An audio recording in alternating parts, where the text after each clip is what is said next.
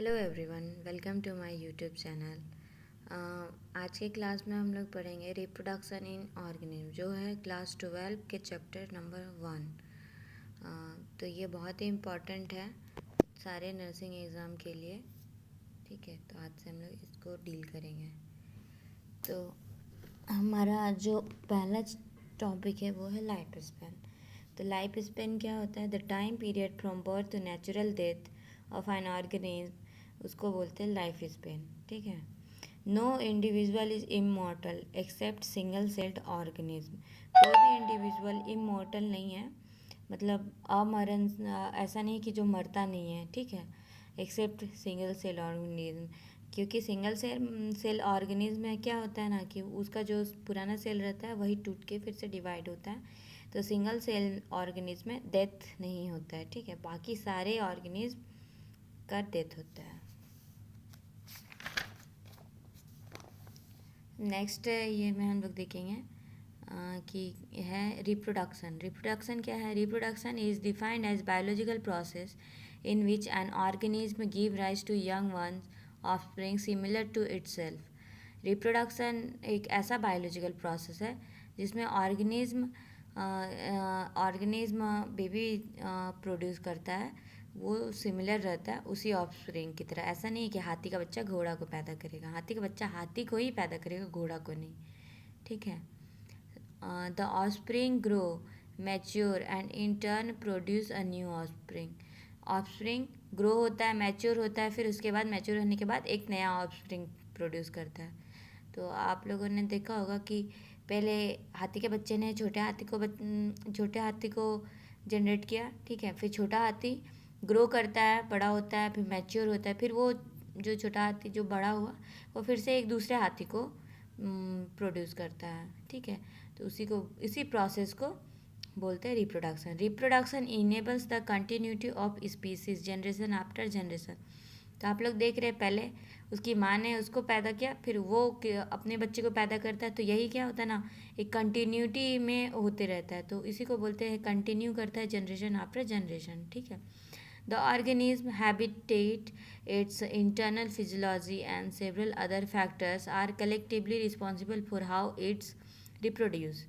ठीक है, तो बहुत सारे ऑर्गेनिज्म हैं जो कि रिप्रोडक्शन का उनका जो प्रोसेस है वो हैबिटेट पे डिपेंड करता है। ठीक है, जैसे कि आप लोग जानते होंगे कि डॉग्स लोग ज़्यादातर सबसे ज़्यादा कब दिखते हैं? डॉग्स के बच्चे ठंडे के सीज़न में, मतलब कि उनका एक रिप्रोडक्शन का मतलब एक प्रॉपर, एक पर्टिकुलर, कह सकते हैं कि एक पर्टिकुलर टाइम होता है जब वो लोग रिप्रोड्यूस करते हैं। तो वो जहाँ पे रहते हैं, जैसा उनका निवास होता है, उस पर भी डिपेंड करता है, वहाँ के फिजियोलॉजी पे भी डिपेंड करता है कि उनका रिप्रोडक्शन कब होगा। ठीक है। When offspring is produce by a single celled parent with or without the involvement of gamete, the reproduction is called asexual. जब ऑफस्प्रिंग मतलब एक नए ऑफस्प्रिंग का जनरेशन होगा, यानी कि नए बच्चे का जनरेशन होगा, या फिर कुछ भी नया प्लांट, कुछ भी किसी का भी जनरेशन होगा बाय अ सिंगल पेरेंट्स, उसमें मेल और फीमेल नहीं, ओनली फीमेल ही प्रोड्यूस करेगी विद बिना इन्वॉल्वमेंट ऑफ गैमेट। जो गैमेट होते हैं वो हमारे एक्स और वाई क्रोमोसोम होते हैं। मेल में मेल गैमेट होता है, फीमेल में फीमेल गैमेट होता है, लेकिन यहाँ ऐसा नहीं है।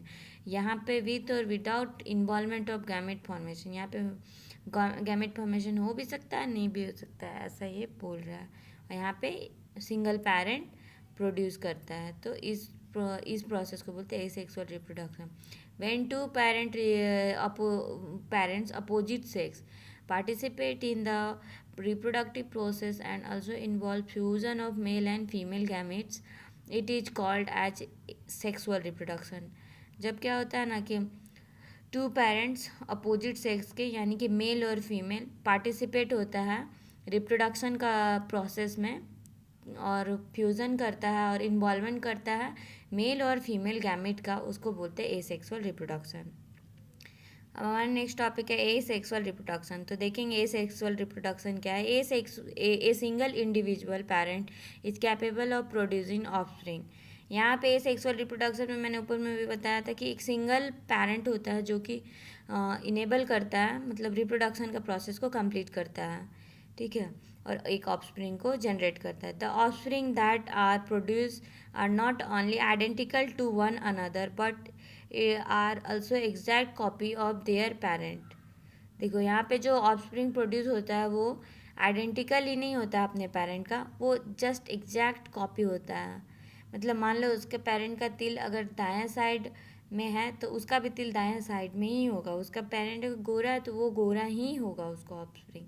तो ऐसे समझ सकते हो वो आइडेंटिकल. यहाँ पे फिगर में ये जो सेल है, पेरेंट सेल है, ये ईस्ट का सेल है. ठीक है, यहाँ पे एसेक्सुअल रिप्रोडक्शन हो रहा है, यहाँ पे बर्डिंग का फॉर्मेशन हुआ है. ठीक है, तो बर्डिंग का फॉर्मेशन होके ये जो नया जो बर्ड बन रहा है, यहाँ पे देख रहे हो आप, ये नया वाला जो बर्ड हो गया, यहाँ पे न्यूक्लियस है, इसका यहाँ पे न्यूक्लियस. ये एग्जैक्ट दिख रहा है या नहीं अपने पेरेंट की तरह, सेम कलर में, सब कुछ में सेम है.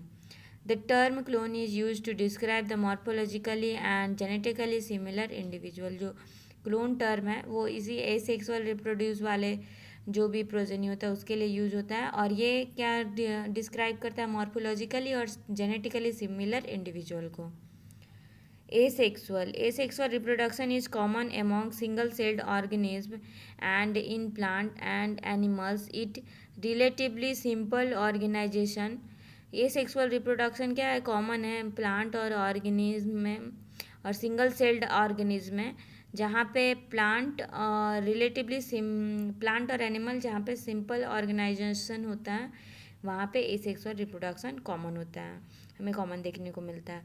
In the monera and the protista the organism are the parent divides by mitosis into two to give rise to new individual.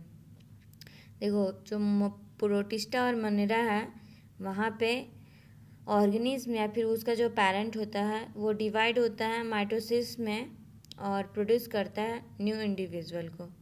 In this organism cell division itself is mode of reproduction. जो division का जो process है mitosis में divide होना, वही cell division का process है. Single celled organism है वो किससे प्रोड्यूस होता है, बाइनरी फिजन से. देखो यहाँ पे जो है ना, जब अंडर फेवरेबल कंडीशन जब प्रोवाइड कराया जाएगा तब क्या होता है, इंसिस्टेशन होता है एसेक्सुअल रिप्रोडक्शन में. और जब अनफेवरेबल कंडीशन होता है तो इंसिस्टेशन होता है. और जब फेवरेबल कंडीशन प्रोवाइड किया जाता है तो स्पोरुलेशन का प्रोसेस होता है. ठीक है, तो यहाँ पे हम लोग पढ़ सकते हैं कि cell divides into two halves and each rapidly grow into an adult. Example है अमीबा और पारामीशियम. अमीबा और पारामीशियम में क्या होता है, सेल डिवाइड होता है दो इक्वल हाफ में और ग्रो होता है. ठीक है, इन ईट्स में the division of in is unequal and small buds are produced that remain attached initially to the parent cell, which eventually get separated and mature into new yeast cell, organism cell. ठीक है, यहाँ पे under unfavorable condition the amoeba withdraw its pseudopodia and secrete a 3-layer hard covering or cyst around its cell.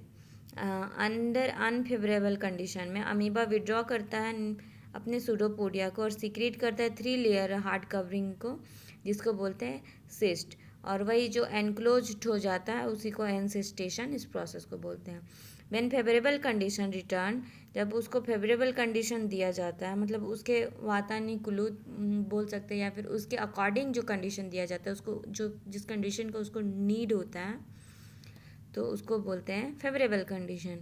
The encysted amoeba divides by multiple fusion and produce many minute amoeba or pseudopodiospores. The cyst wall burst हो जाता है, मतलब फट जाता है. and the spore is liberated in the surrounding. अब पूरे surrounding में उसका स्पोर मतलब स्प्रेड हो जाता है surrounding medium to grow into up to into many amoeba. और जो उसका छोटा छोटा स्पोर होता है वो क्या होता है, बहुत सारे अमीबा में ग्रो हो जाता है। इस प्रोसेस को बोलते हैं स्पोरुलेशन।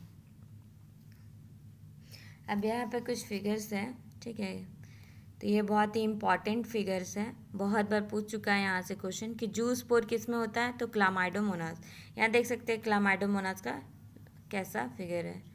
यहाँ पे है कोनिडिया और पेनिसिलियम। तो यहाँ पे देखिए ये पेनिसिलियम है और ये इसका कोनिडिया है। कैसा कोनिडिया बनता है, तो कोनिडिया कहाँ होता है, पेनिसिलियम में। जू स्पोर कहाँ होता है, क्लामाइडोमोनास में। और बर्ड्स होता है किसमें, हाइड्रा में। हाइड्रा में क्या होता है, बर्ड्स। देखिए यहाँ पे छोटा सा बर्ड्स निकला हुआ जो कि सिमिलर है इसी की तरह। और फिर जो गैम्यूल होता है किसमें होता है, स्पॉन्जेस में। ये जो है ये गैम्यूल्स है, इसमें ये किसमें होता है, स्पॉन्जेस में। अब यहाँ पे हम लोग देखते हैं कि kingdom fungi and simple plant such as alga reproduce through special asexual reproductive structure से रिप्रोड्यूस होता है, ठीक है। Most common of these structure are zoospores that usually are microscopic motile structure. Other common asexual reproductive structure, जो zoospore है वो क्या है, माइक्रोस्कोपिक मोटाइल स्ट्रक्चर है, यानी कि घूमने फिरने वाला स्ट्रक्चर है। एसेक्सुअल रिप्रोडक्शन का यहाँ पे हम लोग देखेंगे एग्जांपल, कोनिडिया पेनिसिलियम में, और बर्ड्स हाइड्रा में, और गैम्यूल्स स्पॉन्जेस में। फिगर में हम लोग ने देखा था। Term asexual is used unambiguously for plant, ठीक है। Vegetative reproduction is frequently used in plant. The unit of vegetative propagation such as, क्या क्या है वेजिटेटिव प्रोपगेशन जिससे हो सकता है, तो रनर किस में हमें देखने के लिए मिलता है, वो है दूब ग्रास में। राइजोम ये हम लोग को मिलता है बनाना और जिंजर में। सकर, फिर ट्यूबर पोटैटो में मिलता है। ऑफसेट मिलता है वाटर हाइसिंथ में। फिर बल्ब ये अनियन में भी मिलता है और अगेब में भी मिलता है, ठीक है। Are all capable of giving rise to new offspring. Such a structure called vegetative propagules. तो यहाँ पे हम फिगर में देख सकते हैं कि किसमें कौन सा वेजिटेटिव प्रोपग्यूल्स होता है। आई और पोटैटो, आई किस में है देखने को मिलता है हमें, पोटैटो में। तो आई और पोटैटो में ये है, देखिए पोटैटो है, इसका ये आई है, या फिर इसको, और फिर ये जो है ये छोटा छोटा निकला हुआ है, ये बर्ड्स है, इसका पोटैटो का बर्ड्स है। फिर है हमारा सेकेंड है राइजोम ऑफ जिंजर। राइजोम है, इसमें जो छोटे छोटे बर्ड्स जैसे निकले हुए रहते हैं उसको बोलते हैं राइजोम। ये किस में देखने को मिलता है हमें, जिंजर में। जिंजर यानी कि अदरक में। बल्बिल ऑफ अगेब, तो ये अगेब का प्लांट है, इसमें हमें बल्बिल देखने को मिला, यहाँ पे है, ये यहाँ पे है। लीफ बर्ड ऑफ ब्रायोफाइलम, ये ब्रायोफाइलम का लीफ है। इसके मार्जिन पे आप देख रहे हो कि इस लीफ से एक नया ही प्लांट ओरिजिनेट हो रहा है। देखिए ये ऑफसेट है, वाटर हाइसिंथ है, जिसमें ये जो लिंकेज है ये ऑफसेट है। ये देखिए यहाँ से निकल रहा है और ये नए प्लांट को जनरेट कर रहा है। तो ये हमारे वेजिटेटिव स्ट्रक्चर थे। यहाँ पे है कि if the body breaks into distinct places, ठीक है, जिसको बोलते हैं fragmentation. Each fragments grow into an adult capable of producing offspring, जिस एग्जाम्पल है हाइड्रा। और जिस प्रोसेस से वो फ्रेगमेंट टूटता है, ग्रो करता है, उसको बोलते हैं फ्रेगमेंटेशन। टेरर ऑफ बंगाल सुना होगा आप लोगों ने, एक्वाटिक वाटर प्लांट है जिसको बोलते हैं वाटर हाइसिंथ, जो कि क्या करता था, which is one of the most invasive weed found in growing. बहुत ही इन्वेसिव वीड था। ये क्या करता था ना कि जो स्टैंडिंग वाटर होते थे उसमें से ऑक्सीजन को ड्रेन कर लेता था और लीड करता था फिशेस को डेथ को। मतलब अगर ऑक्सीजन ही ले लेगा तो फिशेस कहाँ से सर्वाइव करेंगी। फिशेस को सर्वाइव करने के लिए तो ऑक्सीजन चाहिए होगा। अब उस वाटर में ऑक्सीजन ही नहीं होगा तो फिशेस नहीं सर्वाइव कर पाएगी, वो लोग मर जाएंगे। In India before beautiful flower and shape के लिए, ये शेप ऑफ लीफ के लिए ये यहाँ पे लाया गया था। वाटर हाइसिंथ रियल में दिखने में बहुत सुंदर लगता है, लेकिन ये बहुत ही खतरनाक वीड है। It can propagate vegetatively propagate होता है, ठीक है। तो हमारा क्लास आज का यहीं ख़त्म होता है। Thank you.